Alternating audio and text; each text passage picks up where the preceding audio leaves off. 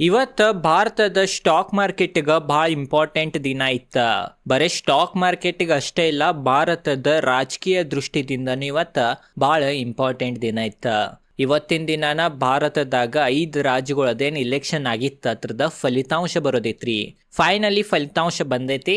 ಅದ ಕಾರಣ ಇವತ್ತಿನ ಈ ವಿಡಿಯೋನ್ಯಾಗ ಯಾವ್ಯಾವ ರಾಜ್ಯನಾಗ ಯಾವ್ಯಾವ ಗೌರ್ಮೆಂಟ್ ಬಂದಾವಂತ ಅದ್ರ ಬಗ್ಗೆ ಡೀಟೇಲ್ದಾಗ ಸರಳವಾಗಿ ತಿಳ್ಕೊಳ್ಳೋನು.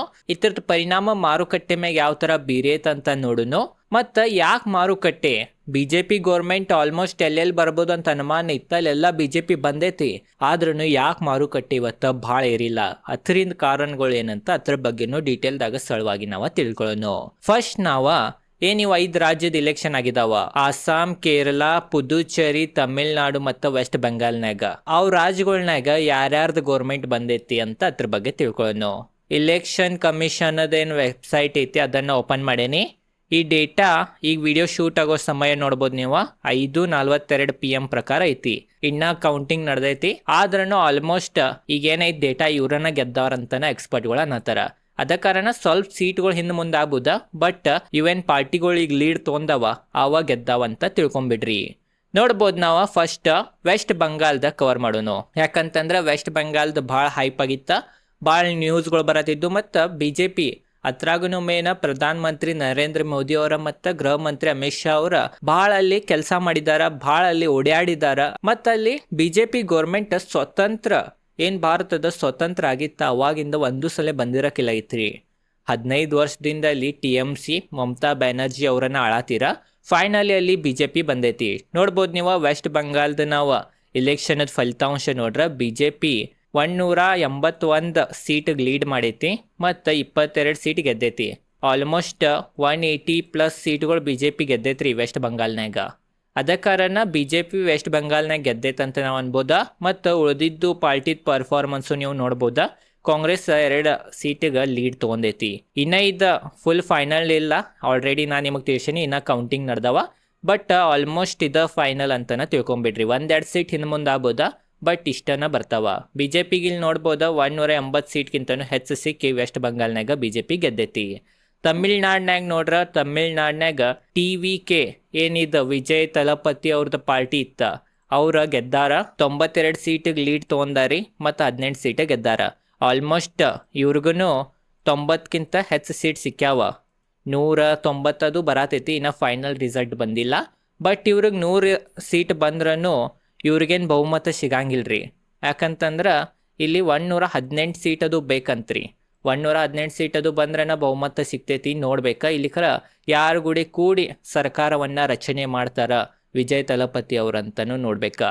ಇದೊಂದು ಇತಿಹಾಸನ ಅನ್ಬೋದ. ಯಾಕಂತಂದ್ರೆ ಒಬ್ರು ಆಕ್ಟರ್ ಫಸ್ಟ್ ಟೈಮ್ನಾಗನ ಎಲೆಕ್ಷನ್ ಅನ್ನ ಕುಂತ ಈ ತರ ಹಳೆ ಪಾರ್ಟಿಗಳನ್ನ ಸೋಲಿಸಿ ಈ ತರ ಗೆದ್ದಾರ. ಅದ ಕಾರಣ ಇದು ಒಂದು ಗ್ರೇಟನ ಅಂತ ನಾವು ಅನ್ಬೋದ. ಮತ್ತೊಂದು ಪುದುಚೇರಿ, ಇಲ್ಲಿ ಬಿಜೆಪಿ ಗೌರ್ಮೆಂಟ್ ಬಂದೈತಿ. ಬಿಜೆಪಿ ಅಂತಂದ್ರೆ NDAದ ಗೌರ್ಮೆಂಟ್ ಬಂದೈತಿ. ಬಿಜೆಪಿ ಮತ್ತು ಇವು ಬೇರೆ ಬೇರೆ ಪಾರ್ಟಿಗಳು ಕೂಡಿ ಇಲ್ಲಿಯೂ ಬಿಜೆಪಿ ಬಂದೈತೆ ಅಂತ ನಾವು ಅನ್ಬೋದು ಪುದುಚೇರಿನಾಗ. ಕೇರಳನಾಗ ಕಾಂಗ್ರೆಸ್ ಬಂದೈತ್ರಿ. 5 ಸ್ಟೇಟ್ನಾಗ ಬರೀ 1 ಸ್ಟೇಟ್ ಮಾತ್ರ ಕಾಂಗ್ರೆಸ್ ಗೆದ್ದೈತಿ. ಒಳ್ಳೆ ಸುದ್ದಿ ಕಾಂಗ್ರೆಸ್ ದೃಷ್ಟಿದಿಂದ ಅಂತ ನಾವು ಅನ್ಬೋದ. ಅಸ್ಸಾಂದಾಗ ಕ್ಲಿಯರ್ ವಿನ್ ಬಿಜೆಪಿ ಸಿಕ್ಕೈತ್ರಿ. ನೋಡ್ಬೋದು ನೀವು 42 ಸೀಟ್ಗಳಿಗೆ ಡೈರೆಕ್ಟ್ ವಿನ್ನ ಸಿಕ್ಕೈತಿ. ಇನ್ನ 40 ಸೀಟಿಗೆ ಲೀಡ್ ತೊಗೊಂಡಾರ. ಅಂತಂದ್ರೆ ಇಲ್ಲಿನೂ 90+, 90+ ಸೀಟ್ಲೆ ಇಲ್ಲಿಯೂ ಅಸ್ಸಾಂದಾಗೂ ಬಿಜೆಪಿ ಗೆದ್ದೈತಂತ ನಾವು ಅನ್ಬೋದ. ಓವರ್ ಆಲ್ ಮೇನ್ ಏನಂತಂದ್ರೆ ಇದು ಒಂದು ಪಾಸಿಟಿವ್ ಅಂತ ನಾವು ಅನ್ಬೋದ.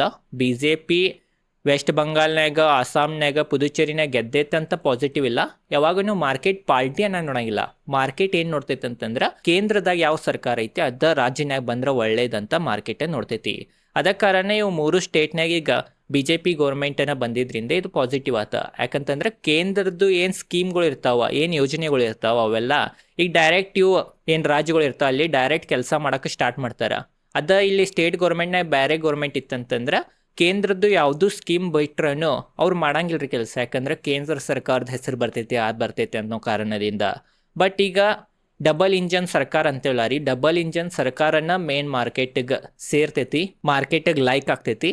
ಅದ ಕಾರಣ ವೆಸ್ಟ್ ಬಂಗಾಲ್ನಾಗ, ಪುದುಚೇರಿನಾಗ, ಅಸ್ಸಾಂನಾಗ ಬಿಜೆಪಿ ಗೌರ್ಮೆಂಟ್ ಬಂದಿದ್ರಿಂದ ಇದು ಮಾರುಕಟ್ಟೆ ದೃಷ್ಟಿದಿಂದ ಪಾಸಿಟಿವ್ನ ಅಂತ ನಾವು ಅನ್ಬೋದ. ಈಗ ಓವರ್ ಆಲ್ ನಿಮಗೆ ಗುರ್ತಾ ಇರ್ಬೋದ ಇಲೆಕ್ಷನ್ದೇನು ಇವತ್ತು ಫಲಿತಾಂಶ ಇದ್ದು 5 ರಾಜ್ಯಗಳದ. ಅವು ರಾಜ್ಯಗಳನ್ನ ಯಾರ್ಯಾರು ಲೀಡ್ನಾಗ ಇದ್ದಾರೆ, ಯಾರ್ಯಾರು ಗೆದ್ದಾರ ಅಂತೆಲ್ಲ ಡೀಟೇಲ್ದಾಗ ನಿಮಗೆ ತಿಳಿಸೀನಿ.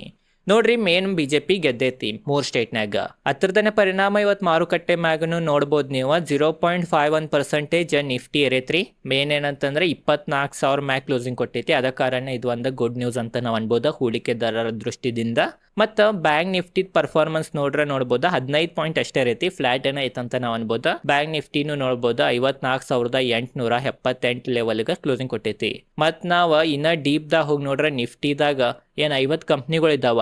ಆ 50 ಕಂಪ್ನಿಗಳ್ನಾಗ 50 ಕಂಪ್ನಿದ್ ಪರ್ಫಾರ್ಮೆನ್ಸ್ ನೋಡ್ಬೋದು ಆಲ್ಮೋಸ್ಟ್ ಎಲ್ಲಾ ಗ್ರೀನ್ ಅನ್ನ ಇದಾವ್ರಿ. ಕೆಲವೊಂದು ಸ್ಟಾಕ್ ಗಳ ರೆಡ್ ದಾಗ ಇದಾವ. ಅವು ಸದ್ಯಕ್ಕೆ ನೋಡ್ಬೋದು ನೀವು 1% ಬಿದ್ದೈತಿ. ಭಾರತೀಯ ಏರ್ಟೆಲ್ ಮತ್ತು ಕೋಟಕ್ ಬ್ಯಾಂಕ್ ಒಮ್ಮೆ 3% ಗಿಂತನೂ ಹೆಚ್ಚು ಬಿದ್ದೈತಿ. ಅದ ಕಾರಣ ಈ ಒಂದು ನೆಗೆಟಿವ್ ಪಾಯಿಂಟ್ ಅಂತ ನಾವು ಕನ್ಸಿಡರ್ ಮಾಡ್ಬೋದ. ಮತ್ ನಾವ್ ಅದೇ ತರ ಬ್ಯಾಂಕ್ ನಿಫ್ಟಿನಾಗ ಏನ್ ಕಂಪ್ನಿಗಳು ಇದಾವ 14 ಕಂಪ್ನಿಗಳು ಅವ್ರ ಪರ್ಫಾರ್ಮೆನ್ಸ್ ನೋಡ್ಬೋದು ನೀವು 8 ಕಂಪ್ನಿಗಳು ಇರತ್ತಿದ್ದು, 8 ಸ್ಟಾಕ್ಗಳು ಇರತ್ತಿದ್ದು, 6 ಸ್ಟಾಕ್ಗಳು ಬೀಳತ್ತಿದ್ದು. ಅದ ಕಾರಣ ಇವತ್ತು ಇಲ್ಲಿಯೂ ಗ್ರೀನ್ ಅನ್ನ ಇತ್ತ, ಬಟ್ ಬಾಳನು ಗ್ರೀನ್ ಇತ್ತನ್ನಕ ಬರಂಗಿಲ್ಲ. ಅದ ಕಾರಣ ಬ್ಯಾಂಕ್ ನಿಫ್ಟಿ ಏರಿಲನು ಬಿದ್ದಿಲ್ಲನು ಫ್ಲಾಟ್ ಅನ್ನ ಕ್ಲೋಸಿಂಗ್ ಕೊಟ್ಟೈತಂತ ನಾವು ಅನ್ಬೋದ. ಸೆನ್ಸೆಕ್ಸ್ ಪರ್ಫಾರ್ಮೆನ್ಸ್ ಇವತ್ತಿನ ದಿನ ನಾವು ನೋಡ್ರೆ 0.46% ಇರೈತಿ. ಸೆನ್ಸೆಕ್ಸ್ ಅನ್ನು 77,000 ಮ್ಯಾಗನ ಐತಿ. ಮಿಡ್ ಕ್ಯಾಪ್ ಪರ್ಫಾರ್ಮೆನ್ಸ್ ನೋಡ್ರೆ 0.17% ಮಿಡ್ ಕ್ಯಾಪ್ ಇಂಡೆಕ್ಸ್ ಇರೈತಿ. ಸ್ಮಾಲ್ ಕ್ಯಾಪ್ ಇಂಡೆಕ್ಸ್ 0.98% ಇರೈತಿ. ಮತ್ತು ನಾವು ಹೀಟ್ ಮ್ಯಾಪ್ನಾಗ ಸೆಕ್ಟರಲ್ ಪರ್ಫಾರ್ಮೆನ್ಸ್ ನೋಡ್ಬೋದು ನೀವು. ಆಟೋ ಸೆಕ್ಟರ್ ಪಾಸಿಟಿವ್ ಇತ್ತು, ಬ್ಯಾಂಕ್ ನಿಫ್ಟಿ ಫ್ಲಾಟ್ ಐತಿ, ಫೈನಾನ್ಷಿಯಲ್ ಸರ್ವಿಸಸ್ ಪಾಸಿಟಿವ್ ಐತಿ, FMCG 0.38% ಇರೈತಿ. ಐ ಟಿನ ಒಂದು ಭಾಳ ದೊಡ್ಡ ಪ್ರಾಬ್ಲಮ್ ಆಗೈತ್ರಿ ಭಾರತದ ಮಾರುಕಟ್ಟೆಗೆ.